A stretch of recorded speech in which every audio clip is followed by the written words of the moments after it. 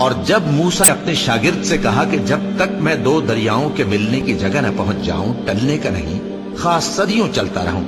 پھر جب وہ دونوں ان دریاؤں کے سنگم پر پہنچے تو اپنی مچھلی بھول گئے۔ پھر اس مچھلی نے دریا میں سرنگ کی طرح اپنا رستہ بنا لیا۔ جب آگے چلے تو موسیٰ نے اپنے شاگرد سے کہا کہ ہمارا کھانا لاؤ، اس سفر سے ہم کو بہت تکان ہو گئی ہے۔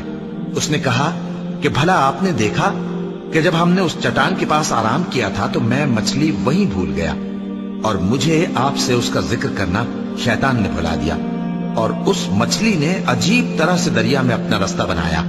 موسیٰ نے کہا یہی تو وہ مقام ہے جسے ہم تلاش کرتے تھے۔ تو وہ اپنے پاؤں کے نشان دیکھتے دیکھتے لوٹ گئے۔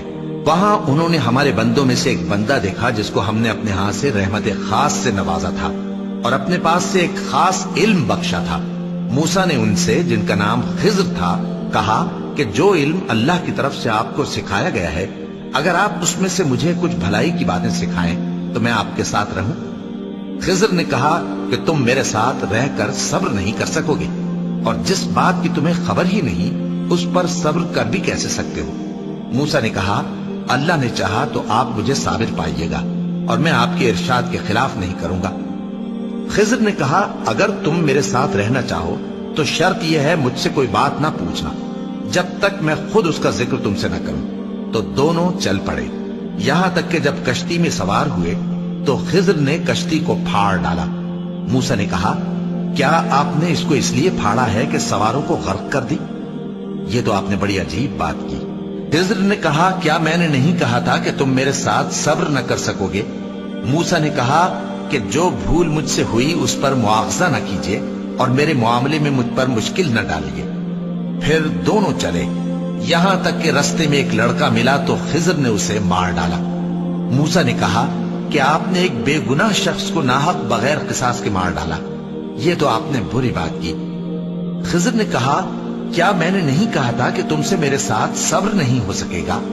انہوں نے کہا کہ اگر میں اس کے بعد پھر کوئی بات پوچھوں یعنی اعتراض کروں تو مجھے اپنے ساتھ نہ رکھیے گا کہ آپ میری طرف سے عذر کے قبول کرنے میں حد کو پہنچ گئے ہیں۔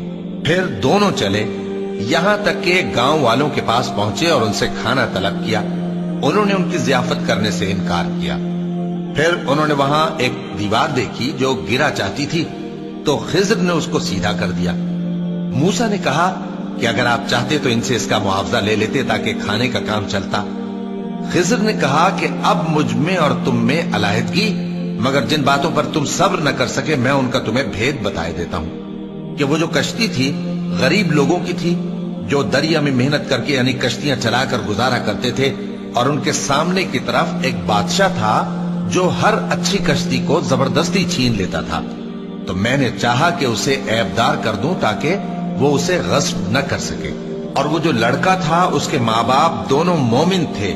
ہمیں اندیشہ ہوا کہ وہ بڑا ہو کر بد کردار ہوگا تو کہیں ان کو سرکشی اور کفر میں نہ پھنسا دے، تو ہم نے چاہا کہ ان کا پروردگار اس کی جگہ ان کو اور بچہ عطا فرمائے جو اخلاقی پاکیزگی میں بہتر اور محبت میں زیادہ قریب ہو۔ اور وہ جو دیوار تھی سو 2 یتیم لڑکوں کی تھی جو شہر میں رہتے تھے، اور اس کے نیچے ان کا خزانہ دفن تھا، اور ان کا باپ ایک نیک آدمی تھا۔